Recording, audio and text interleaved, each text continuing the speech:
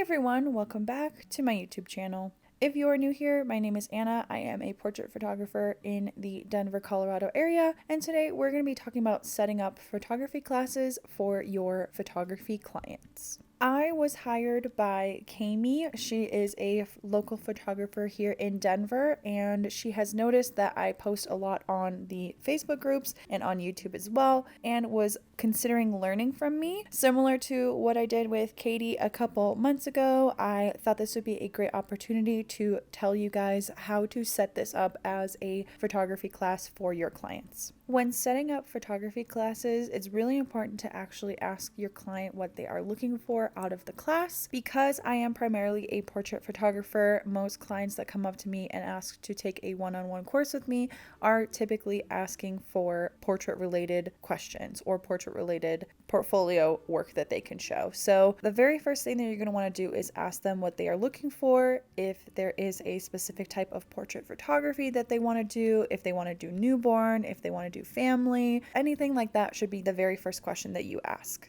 Once you establish what type of photography that they're looking for, go ahead and try to find a model or try to find someone that could be your subject. I personally feel like clients or students typically work better when you are behind their shoulder, offering them guidance and also feedback when you can also look through their viewfinder rather than having them try to also figure out the poses as well.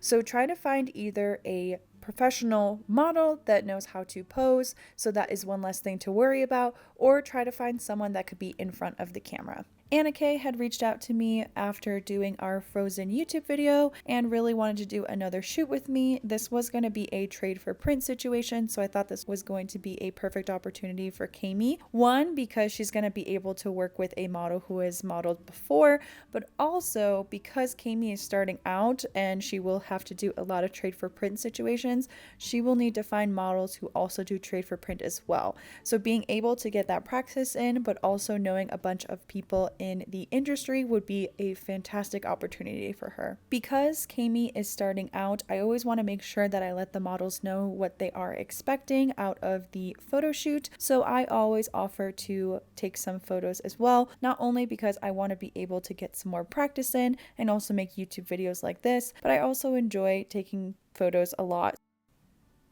This is the photo that we're going to be editing today, and straight out of camera it actually looks pretty good, and upon my actual initial edit I realized that I went a little bit too heavy with the shadows. I brought them up a little bit too much. I don't want too much definition in her hair, so I'm going to start bringing that down.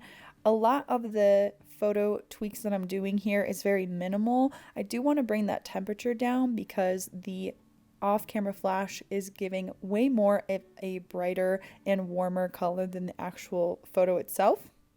And because it was getting later in the day, I want to make sure that I actually denoise the photo as well. So making sure that we get rid of as much grain as we can.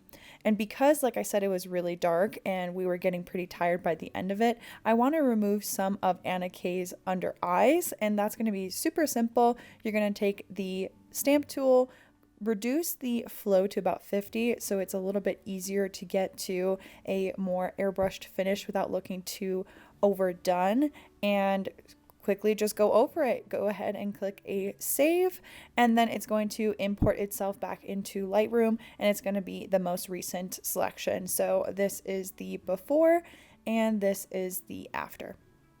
I really like this approach of teaching students photography because it's really important to get that hands-on experience.